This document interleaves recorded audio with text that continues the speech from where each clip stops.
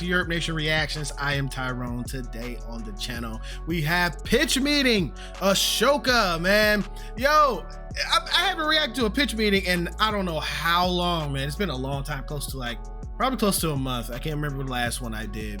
But of course, if you are not new to my channel, you know that I love reacting to Ryan George and his pitch meetings because they're hilarious, they're spot on, and his producer, writer, commentary is great. It's gotten better over the years because recently he's been like going back and revisiting some of the older ones, and you can tell like how his development throughout the times have been, and that's freaking awesome.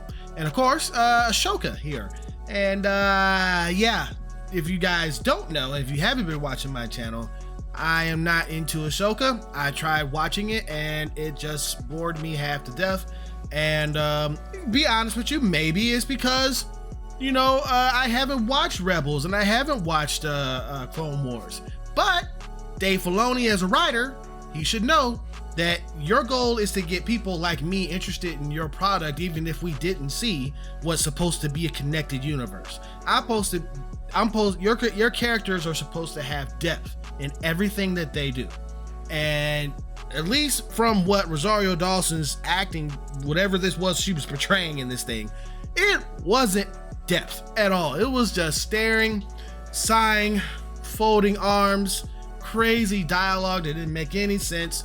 And I've already did my my reaction to the honest trailers of Ahsoka, so you see how I feel in that. And I just don't know about Disney Star Wars anymore. I don't know.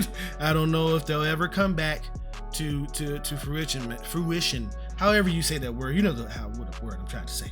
But anyway, let's see what Ryan George has to say about this. All right, let's get into it.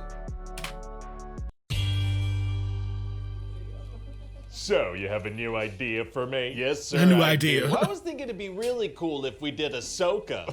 Well, listen, I'm open to anything, but I do usually bathe alone. No, like we make a Star Wars show about the character Ahsoka Tano. Oh, okay, yeah, well, we are due to plop some new content on Disney+. Oh yeah, due for a big plopping. And what's going on with Ahsoka? What's her deal? Well, she stands around with her arms crossed and a little smirk on her face. Okay, what else? Not much. Oh, okay. Not much. Very stoic and smirky and never anything else. So anyway, she wants to find this map that could lead to this bad guy, Thrawn. Oh, bad guys love having secret maps that lead to them. They sure do, sir. But when she gets this map, these bad droids pop out that were also sent to get the map, and after losing a fight, they self-destruct with a massive explosion. Wouldn't that risk destroying the map they were sent to get? Technically, yeah, I guess so. Weird programming. Well, okay then. So anyway, now Ahsoka can't figure out this map because it's a ball, so she brings it to her old apprentice Sabine because she does art or something. That makes sense, sure. And Sabine sneaks off with this thing and figures out you can open it by turning it a certain way. Nobody had tried that? Apparently not. Nope. But then she gets stabbed by this evil apprentice. That lady should have Shin. melted her Oh, so Sabine insides died? out. No. She was just impaled with a lightsaber. Why would that? Is that not bad? Not anymore. No, that's meaningless. She's up and at him in the next episode. Well, okay then. So who was this tibia person that attacked her? Shin. What did I say? Well, Shin is the apprentice of this guy Balin, who has Jedi powers and the best beard in the galaxy. What? And they rescue this lady Morgan Elsbeth because they all want to go rescue Thrawn, who's stuck in another galaxy. Not good. So now that Sabine has recovered from being tickled by a lightsaber, her and Ahsoka need to stop all that bad stuff from happening. So what do they do? Well, they freaking chase the bad guys down to this big old space hyper ring thing, but then their ship gets disabled, so they gotta fight. Uh-oh. Yeah, so Ahsoka gets out of her ship and fights these bad guys with her lightsabers. What do you mean? Well, they fire at her, so she deflects those shots, and then she kills one of them when they swoop in next to her. Why wouldn't the bad guys just stay slightly far away from their disabled ship and fire at them instead of swooping in at lightsaber lady? Unclear, but so then on a nearby planet, Ahsoka's A lot of stuff that didn't make any sense. Kill a fart. Is tight. But then she's gonna lose a fight against that Basically. Balin guy who sends her into the ocean. For a swim? For a death. Oh no. Yeah, so then she's gonna spend a whole episode in the world between worlds hanging out with Was this a Anakin's real ghost. thing? So what kind of change does she go through? Well, she learns that it's better to live than to die. Did she not know that? Apparently not, and now she's gonna gonna dress in light clothes instead of dark ones. Oh, okay, yeah, we might as well spend an episode on a wardrobe change. But meanwhile, Sabine made a deal with the bad guys to give them the map. What? Why? We'll see, her good friend Ezra Bridger might still be alive in the same galaxy as Thrawn, so in exchange for the map, they're gonna bring her why? there too. So this Thrawn guy can't be that big of a deal if she's doing something like that. Well, he'll bring war and genocide to their galaxy. Oh my god. Yeah, and so they head over to this other galaxy with that hyperspace ring, and now Ahsoka has to figure out how to get there too. Well, it Space sounds like that's gonna be whales! impossible. The bad guys had to use a giant hyperspace ring. Actually, it's gonna be super easy. Barely an inconvenience. Oh, really? Yeah, because see, giant space whales can hyperspace travel too, so Ahsoka gets in one of those. She gets inside a whale? She gets inside a whale. How does she know that this space whale's going to the exact same spot that the bad guys did? Well, she doesn't, but it totally does. Oh, well, great. So then we meet Thrawn, who as it turns out is a smirky blue guy with a bunch of stormtroopers. Very scary. And he allows Sabine to go find Ezra, which she does almost immediately. So he was pretty close by. Yeah, kind of shocking that the bad guys never found him, to be honest. He was right there. Wow, so It's they right must have there. a huge emotional reunion. Oh boy, not particularly, no. And then they just kind of slowly make their way back. How does he react to her selling out the galaxy to find him? I don't know, she doesn't tell him anything, so then they just kind of hang out and slowly make their way back. Well, I mean, I guess if there's no rush. Actually, Thrawn told her if she wasn't back by the time his ship was loaded up with cargo, they'd leave her here in the galaxy stranded. But anyway, turns out Thrawn was sneaky. What do you mean? Well, technically, they said they'd let her find Ezra, but they didn't say anything about not killing her after that. Oh, that is sneaky. Yeah, and he tells the other That's bad guys, obvious. look, you cannot underestimate the Jedi, okay? You simply can't. So what does he do? He sends 2 TIE fighters after them. He says he doesn't want to waste resources. So later they're surrounded by stormtroopers, and Resource. Ahsoka is above, timing her landing onto the planet. Oh, so she swoops in? Well, no, she decides to land next to Balin. Oh. Yeah, and so she fights him a little bit, but then she's like, I don't have time for this, and she runs off to Then her why friends. didn't you So just she go goes ahead? To land there. She did, and now that she arrives next to her friends, all the stormtroopers forget that they're holding guns. Well, great. So eventually the good guys make it to Thrawn's tower that he's about to fly away from, and they have to fight a bunch more stormtroopers. Yikes, going up against a bunch more stormtroopers. That's, well, I wouldn't say dangerous, but kind of a roadblock. Yeah, It's just a apparently, so roadblock. they It's kill not all a. of them It's pretty not quick. drainage. Right, They yeah, can't But do then get anything. this, since Thrawn is working with some witches, all these stormtroopers come back as like zombies. Oh, wait, so like slower stormtroopers that are worse at fighting? Yeah. That doesn't seem like much of a threat. It's not really, no, so they get away quite quickly again. Yeah, That makes sense, So yeah. now Thrawn sends Yeah. that morning lady to go fight them and slow them down. Wow, so what does she do? She immediately lets Ezra and Sabine walk right past her. Okay. And then she fights Ahsoka and dies pretty quickly as well. All right. And then Sabine and Ezra are going to be fighting some bad guys, and Sabine's finally going to be able to use the Force. She's been trying to do that this whole series. Oh, well, good for her. Yeah, so then she uses the Force to send Ezra flying onto Thrawn's ship that's taking off. She's just immediately that good at using the Force? Yes. Well, okay then. So now Sabine and Ahsoka are stuck in this galaxy, but Ezra gets back home. How does he manage that? Well, he dresses up as a stormtrooper and steals a ship, and when he gets onto a good guy's ship, he takes his helmet off to reveal it's him. But they could have killed him. Why didn't he already have that off? Dramatic effect and nothing else. So what do you think? This entire series was just kind of Ahsoka and Sabine switching places with Ezra and Thrawn. Yeah, and Sabine trading the well-being of an entire galaxy for one guy, and then nobody calling Then her why out is it on called that. I feel Ahsoka? like it's maybe missing a little something. Kind of feels like just content for the sake of content. Yeah, That's I mean, what it that's is. one way to look at it, and we can certainly dive into that if you like. Or we slap a nostalgia cameo into this and call it a day. Yeah, that works. Let's do that. Hi, everybody. Ryan George here. Man, look. As I've said before, I don't see any end to the Disney Star Wars thing. Okay.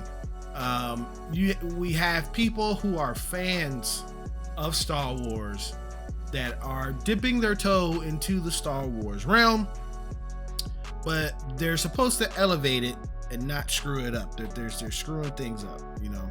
And I've said before, and I'll say it again in every video, because I don't care what y'all say. It's my opinion. All right? Yes, Luke Skywalker is a part of Star Wars, but he's not the only thing about Star Wars. And a big you see, Thrawn was lost in another galaxy that we didn't even know, and they needed freaking space whales to get to. What's happening in that galaxy? Who's in there? Who's in there that's pretty cool that that don't even have to do with the Jedi, who don't even know anything about the dark side. They're probably just, smugglers that's having a bad time. And then maybe some dash of nostalgia, like he just said, included with someone from another galaxy that we know of inside the Star Wars family that can be into that galaxy. There's so many ways to tell a story, okay, to make us care about your characters, putting your characters in real peril that you don't think they're gonna make it out of. All right, or starting with your character that's a butthole, and then you end up loving the character by the end of it. Character arcs, and these are things that Star Wars are too afraid to do, or they just don't want to do, and these writers don't want to do because they want to nostalgia bait all you guys that are 50 years old or above. And I'm 37. I should be loving this stuff because I was a kid when the dang prequels came out, even though that was written by George Lucas and stuff. But as I said before, I don't think George Lucas meant for his galaxy just to roam around Luke Skywalker and his daddy and everybody that's involved with that past, present, and future. I don't see it. There's got to be more. But, that is just my opinion. All right? It's okay. It's okay. But anyway, that was good. He the first thing he said was about Ahsoka being just and just sighs, and she doesn't have any type of, she just have that resting bee face, on her face. And I'm just, how are you gonna have a show that's named after your main character, but she's not freaking interesting at all? Okay, that's why I was like, okay, so it didn't really get hype until the last 2 episodes or episode and a half. Nah, y'all can keep that. Don't give me a season 2. I don't want it. I don't want it. Give me something brand new like Andor. I mean, it was in the same universe or talking about what happened before Rogue One, but still, it felt different to me, So, I love Andor. But anyway, that was a great job, Ryan George. You guys let me know what you thought about this in the comments down below. I love pitch meetings, man. Pitch meetings, just keep them coming. Some new stuff. I don't know what he's been doing in the time I didn't react to him from. I think that was the last one I did, the Flash one. I think that was the last one I did. I'm not sure, but it's been a while. But keep them coming, Mr. Ryan George. You are great at what you do. And if you did like this reaction, please hit that thumbs up because it really does help out the channel more than you know. And if you're new to the channel, please consider hitting that subscribe button and hit that notification bell to stay up to date with everything I do right here on YURP Nation Reactions. The goal is to get to 5,000 subscribers by the end of this year going into next year. Right now, I'm over 3,000, and you guys have been some of the coolest people ever, man, in my comments, dude. I mean, saying I'm your favorite reactor, and I'm a genuine person. Man, come on, you guys are great. Thank you so much, man. And it's because of people like you that is coming to my channel watching all my reactions, I'm gonna be doing a giveaway at 5,000 subscribers. I can't tell you what it is, but it's a 3-tier giveaway: 3rd place, 2nd place, and 1st. But when we get closer, I'll let you know. All right, and it's really cool stuff. So if you're new, come along for the ride. Have a good one. Peace.